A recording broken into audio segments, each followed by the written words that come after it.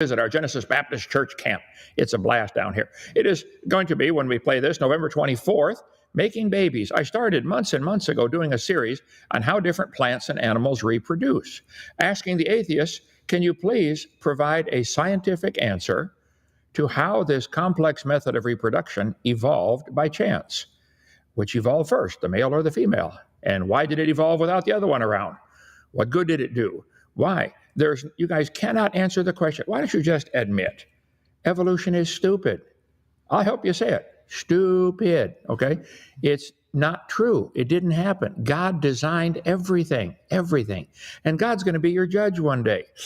And I'm trying to help you. I really am. Along the way, I'm having fun making fun of you for believing you came from a rock and all these animals learned how to reproduce by evolution. You guys live in a SpongeBob imagination world. It's sad.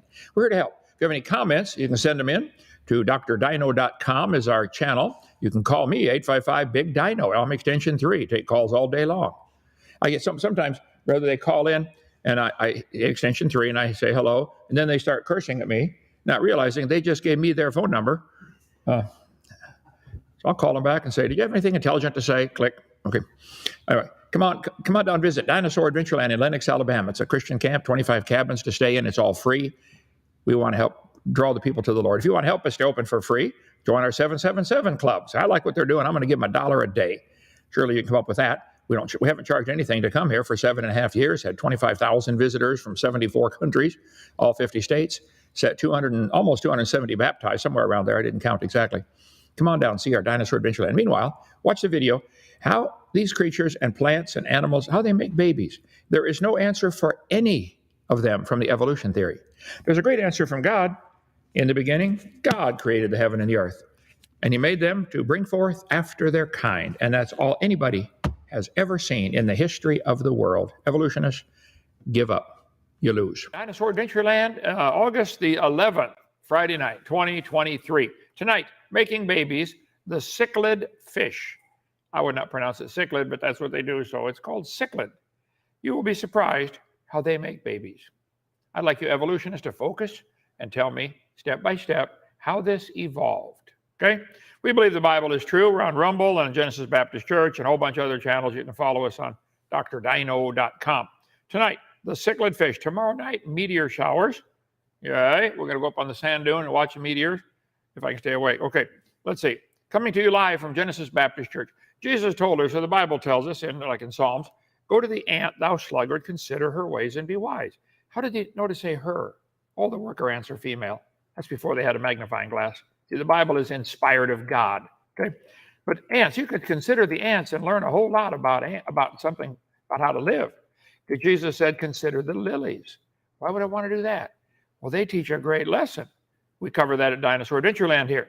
74 different types of lilies just in this one. There's 2,000 varieties of lilies to choose from. Bunch of lilies. There we go. Okay. Let's see. Consider the ravens.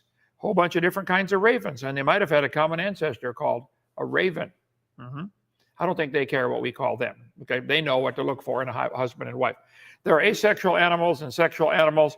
All kinds of different animals that reproduce. Even the fruit reproduces. 50 different kinds of watermelon. God said they bring forth after their kind. That is all anybody has ever seen. That is science. To claim that a watermelon and a tomato and a banana and a whale are related is stupid, real stupid. You can believe that if you want, but don't call it science and don't make everybody learn that in school. Okay, how did that debate go last night? It went for 2 hours after I left, did it? They don't get it. I do all I can do. Help us stay open for free. Join our 777 club. Go to drdino.com and click the yellow button on there where it talks about join the 777. If you can, give $1 a day to help us stay open. We win souls all the time around here. Okay, we're on CSE, making any checks to CSE. Okay, get our video series. You got to look at that. You scan those black dots and it does something. Yep. How about the Woe series? You got the Woe series? Boy, Joe, that's not quite, but almost worth a raise. You're good, brother. Okay. Okay. If you want to help, you got my phone number. I can talk to you. Give me a call in about an hour when I'm done. If I can still talk. Okay, tonight. Nope, not Richard Dawkins. Cichlid. Be fruitful, multiply, replenish the earth. God blessed them and said, be fruitful and multiply. The ability to procreate is a great blessing. God blessed them and said, go do this, go do this. God blessed Noah, said, go have a bunch of kids. So he made them male and female, and that's the only two, by the way. He made them male and female. It's all through the Bible. So God, in his infinite wisdom, gave the command for all life forms to make babies. He also gave the equipment to do so and the drive to do so. Why would any animal or plant want to make more of its own kind? That's only going to increase competition for the food supply. How do you atheists explain that? Why didn't any of them just evolve the ability to live forever? Why make more babies and increase competition? Anyway, he gave an amazing variety of ways to do this. Okay, we'll talk about some of those tonight. I want you evolutionists to try to answer how this evolved with a scientific answer, please. I think God made so many varieties of ways to reproduce just to make the evolution theory look dumb. And so you'll have no excuse Judgment Day. David said, Psalm 139, I am fearfully and wonderfully made. I like praising God for what I see in nature. Okay, we talked about the anglerfish. Nobody answered. The tardigrade. Nobody answered. Honeybee, watermelon, starfish, praying mantis. Nobody answered. Mud skippers, beavers. Come on, you atheists. You're way behind. Way, way, way behind. Answer some of these. Come on. Don't distract attention. Don't say Hovind doesn't have a degree. It doesn't matter. I could be a kindergarten dropout. Answer the question. How did the Venus flytrap evolve? How about the flatworm, or the sea devil, or the goby, or the electric eel, or the seahorse? You guys know to answer them. The club-winged mannequins, the right whales, the left whales, the middle whales, the wrong whales, okay? The frilled shark.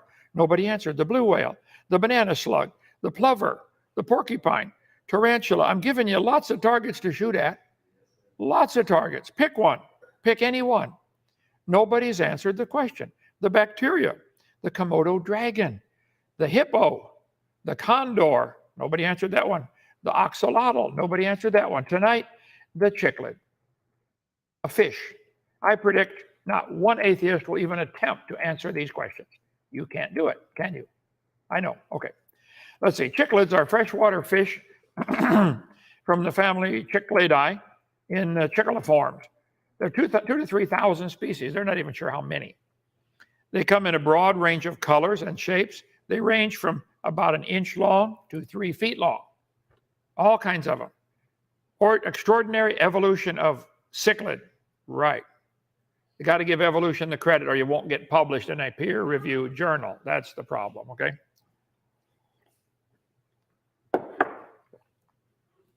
There are all kinds of different cichlids. This guy's got a big brain, I guess. The extraordinary evolution of cichlid fishes. Scientific American. It won't get published if you don't match the evolution dogma. And then they say, well, it's got to be in published journals, right? Okay. A mind-boggling degree of speciation, revealing features of their genome that primed them to diversify so spectacularly.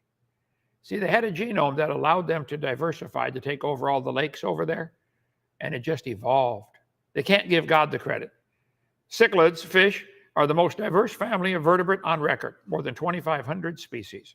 Sequencing of the several cichlid genomes has begun to furnish clues to their astounding diversification. They can't give God the glory, can they? Cichlid genomes exhibit a number of special features that may have accelerated the evolution of this group. They evolve rapidly. Whoa. Other genome traits may explain cichlids' tendency to independently evolve. You got to claim evolution every time. Independently evolve. Africa, Lake Victoria, is home to one of evolution's greatest experiments. Why can't you say God gets the glory? Let's see.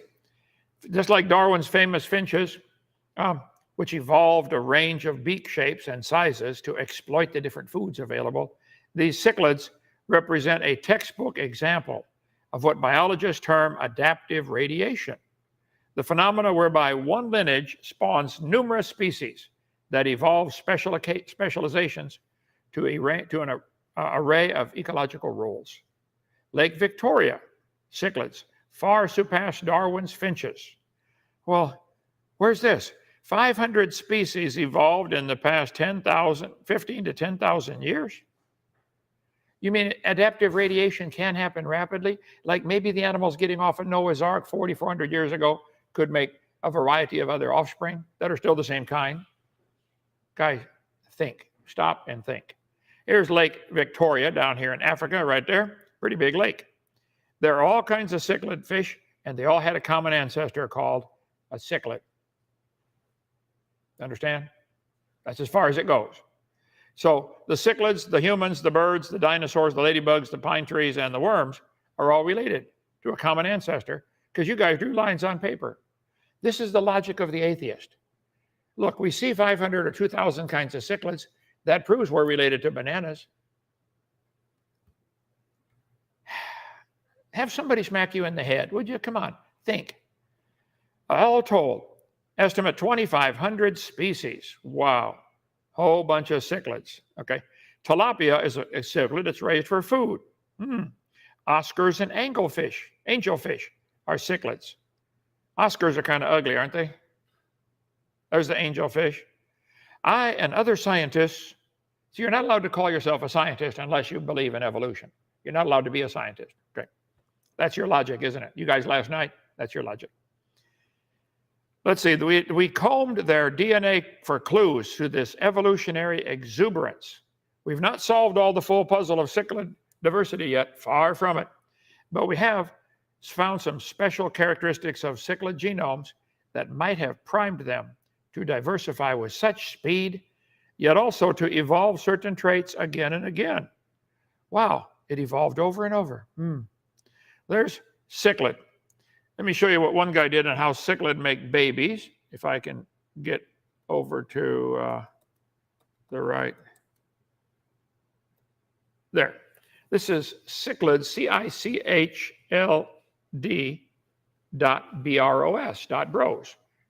Great video. I'm just going to play a few minutes of it on his fish tanks. Oh, over here. Got to go over here and click the button. Too many buttons to push. No. What did I do?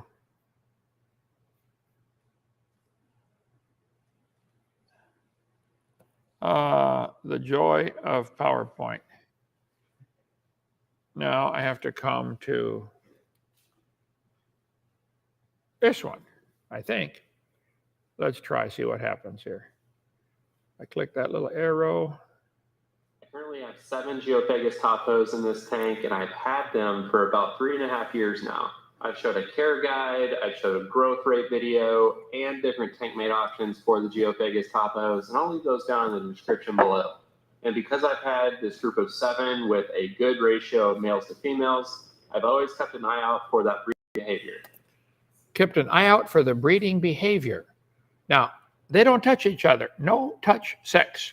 That's glad I'm not a fish. Okay, let's see. I thought I've seen the breeding behaviors a few times over the last year or so, but I've never been able to see the eggs or see it in action.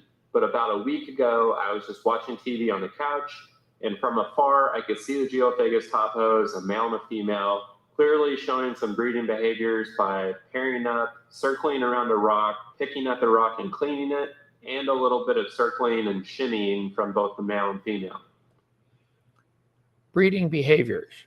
She's trying to get his attention, he's trying to get her attention, or whatever. Giraffes do it differently, humans do it differently. Watch what happens now. Mama's going to lay the eggs. The dad goes by and fertilizes them. Why? Why? Both of them were fired up and colored up as well, so that was another tale that they were in breeding mode. I also noticed that the female's egg tube was slightly extended, so I definitely thought that eggs were coming very soon. I kept a very close eye on them over the next few hours, and sure enough, right before the lights turned off for the night, I noticed that they had laid about 100 eggs on this rock here. It was very cool to see, but they did decide to choose probably the worst spot in this tank for some privacy. This is directly in the middle of the tank where a lot of the... Okay. Watch his video, cichlid.bros, B-R-O-S. The cichlid female lays the eggs on a rock or something. Okay. Is that where it ends? Oh, no. Watch what happens next. Well, I'll talk to you. Cichlids are from the large fish family called Cichlidea. When they reproduce, the male puts the fertilized eggs in his mouth. She lays the eggs He swims by and fertilizes them with sperm. Then he puts them in his mouth, where they stay until hatching. This process is called mouth brooding. How many of you are glad you're not a cichlid and have to keep your baby in your mouth for 9 months while it grows? Okay. The male fish is unable to eat at this time. Sometimes the female fish will carry the fertilized eggs in her mouth, or the male and female trade off, which is called biparental mouth brooding. Parents take turns. Typically, fish are born via mouth brooding are underweight at first and require recovery time to feed. So they finally get big enough to hatch out of the egg. They let them out. If they get scared, they go back in. Why doesn't Dad just eat them? He hadn't eaten in a while. Let's see. How do African cichlids reproduce? First, we have mouth brooders. The female lays the eggs, then the male fertilizes them. The female takes them back into her mouth and keeps them there till they hatch. The male will take a turn to allow the female to feed. Once the fry, that's the baby fish, are free swimming, they're allowed out to feed. But at the first sign of danger, they swim back into their parents' mouth. National Library of Medicine. Although there is extensive variation in the karyotype of cichlid fishes, the genetic code, they have 32 up to 60 DNA strands, chromosomes. Humans have 46. The one that they studied here has 46 chromosomes. Chromosome is incredibly complicated. It's not evidence for evolution. The chromosome looks like a tangled up globule, but it contains more information than the whole Library of Congress. Okay? The way the DNA works is mind-boggling.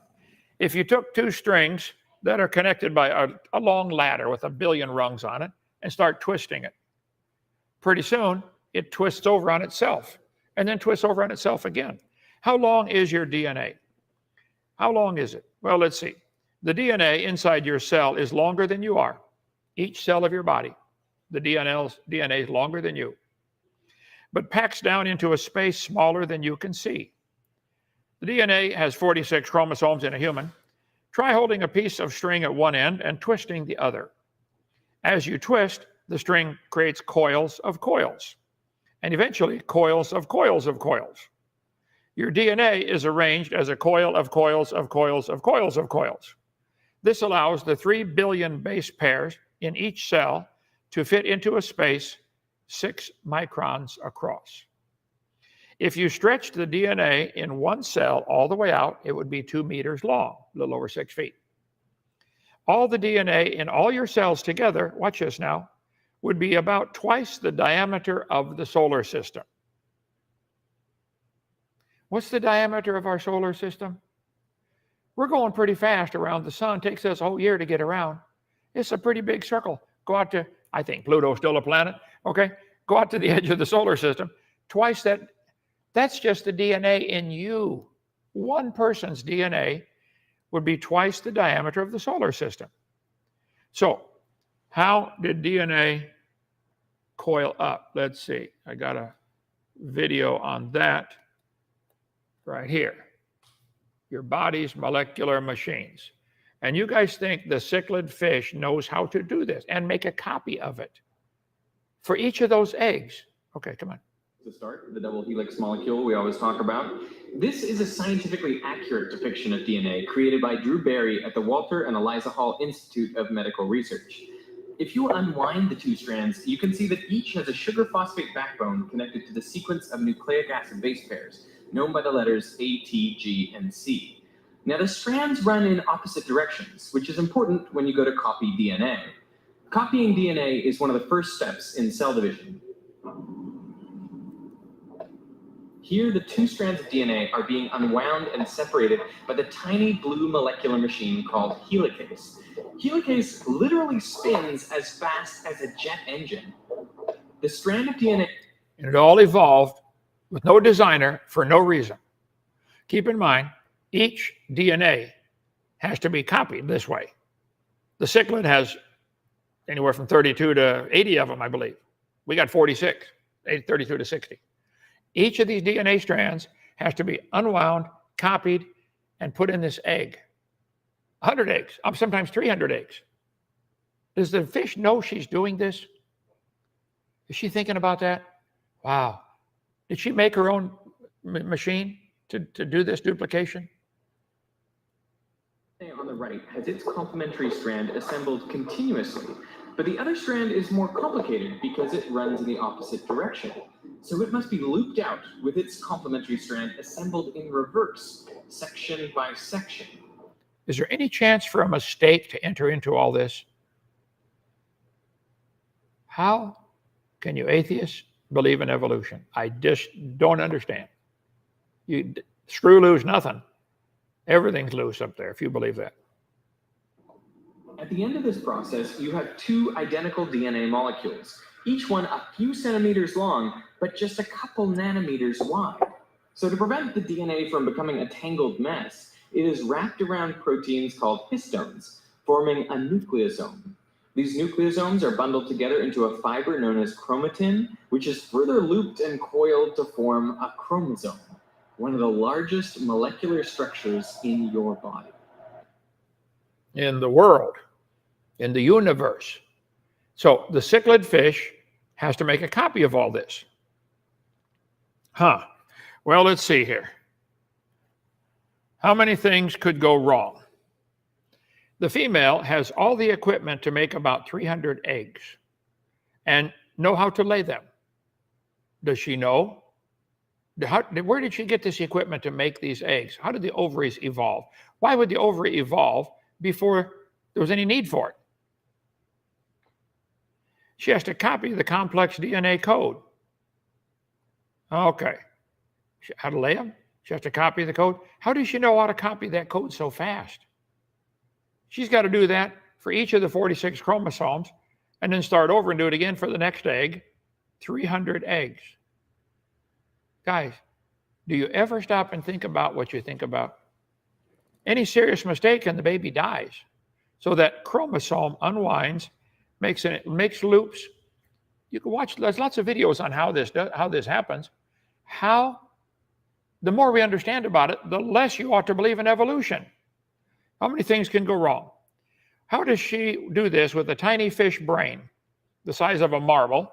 And most of that brain is busy thinking about food, avoiding enemies, finding a hubby, nest building, digestion, breathing. She probably doesn't even spend 1 second thinking about the code she has to copy 300 times. It's just happening automatically without her thinking about it. Let's see. Meanwhile, the male has evolved the equipment to make this and deliver the sperm, and the knowledge and the desire to go fertilize the eggs, even though these babies are going to create competition for his own food supply. So how did the male evolve that independently from the female? They don't touch each other. She lays the eggs, he swims by and fertilizes them. I would like to know how this evolved. You guys want me to pay to have you teach that to all the kids in school? Well, I think I got a right to complain about it that's not science. Okay, so it's going to increase competition. That's all it's going to do. So for millions of years, the male ignored the eggs laying there and did not fertilize them. And they all died. The female finally got it together how to make the eggs, how to copy the code, how to lay the eggs, and the male just swam on by. So none of them survived for millions of years until, please, come help us. We're trying to learn how to make babies. Please help. They're all dying. Oh no, they're dying. Let's go do it. The superheroes, time, mutations, natural selection, and more time. We can get the cichlids to make it. Come on, guys. Let's see, what could go wrong? He also has to know when to lay those eggs. She has to know when to lay them, when she lays the eggs. How does he know when she's ready? How did that evolve? It's a no-touch, but they're boring no-touch sex. He must somehow see her body movement for visual clues or smell in that lake full of water to know the right time. Because the sperm can only live a short time outside of his body. So you know what happened? For millions of years, he didn't get the subtle hints, and he didn't fertilize them, and all the cichlids died. None of them survived for millions of years until the superheroes came along. Come help us. We're trying to learn to make babies. Help. Let's go. They're all dying. And time, mutations, natural selection, and more time. They can do it, can't they? Given enough time. Let's see. The sperm, just out in the lake for the first time for to see the world in their life, they have to want to go find an egg. Huh? They have to drill into it and join their DNA with the DNA waiting inside.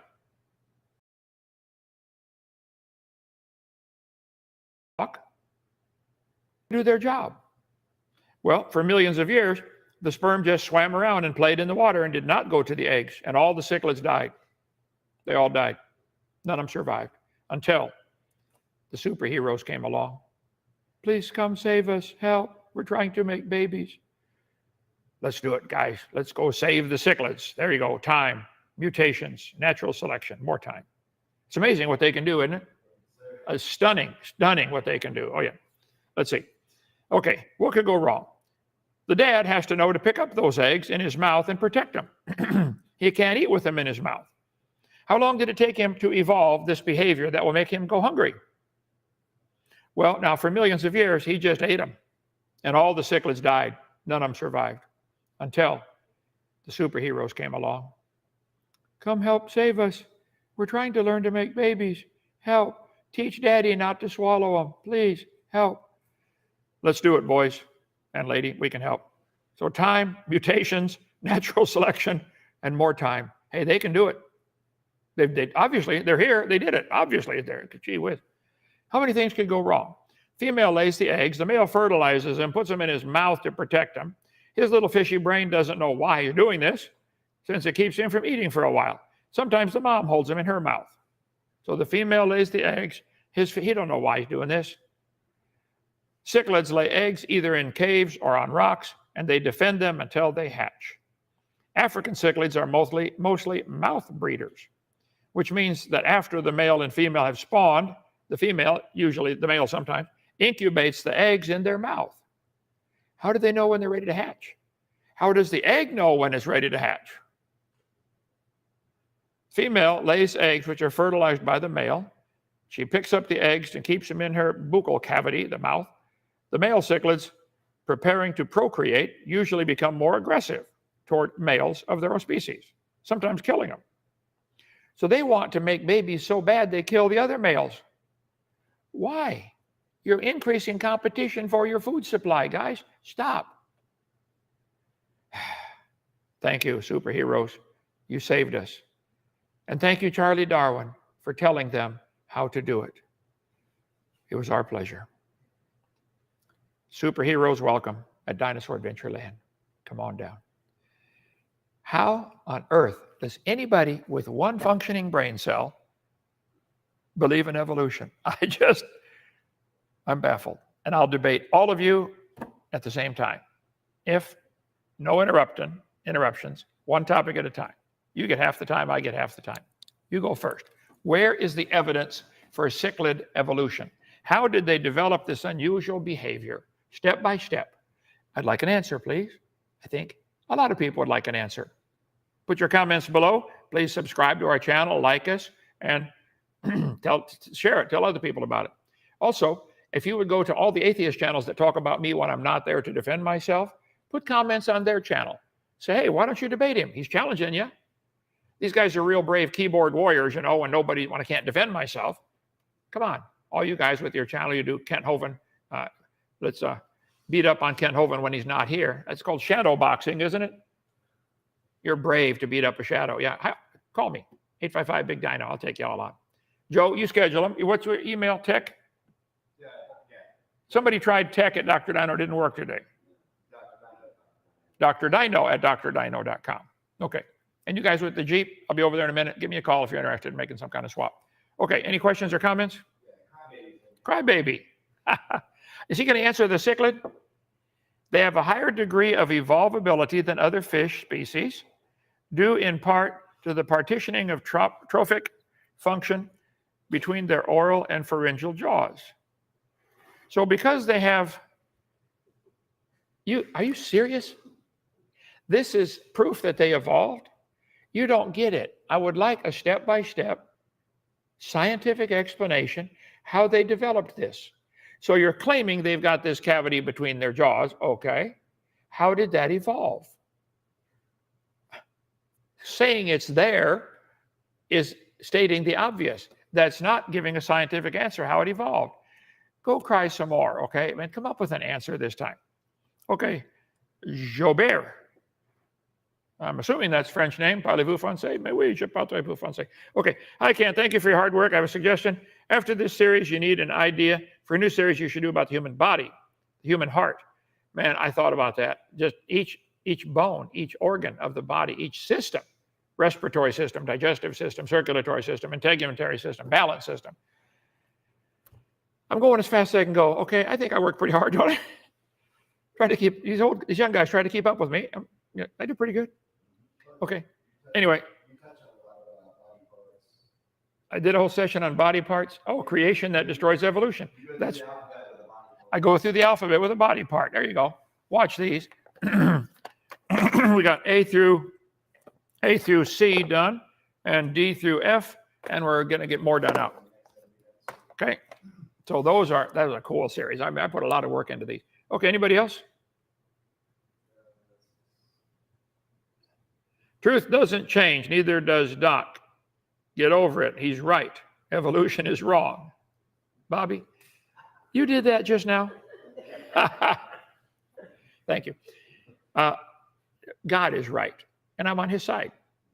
I've been wrong a bunch of times, okay? But I try to follow what God says. And he says he made everything in 6 days. You know what? I believe that. I believe that. He said it's a great blessing to reproduce. I believe that, okay? Do you think there was rapid speciation after the flood? Well, it depends what you mean by species. I think all the cows don't care if they're different species. The dogs and wolves, they don't care. They can interbreed. Dogs and coyotes and wolves can interbreed. Coy wolf. They don't care that we have classified them in different groups. They don't care at all. The cows and the wolves, when they go to mate, look for another wolf, or if they can't find it, they'd mate with a dog. But they won't mate with a pine tree or an oak tree or a possum. They won't. Not interested. They know what their kind is. Forget the word species. There are 26 definitions of species. I showed that the other night. They're the same kind. God said 20 times in the first 7 chapters, they'll bring forth after their kind. He's trying to get a message across. They'll bring forth after their kind. Okay, any more? All right, thank you. See you later. Bye.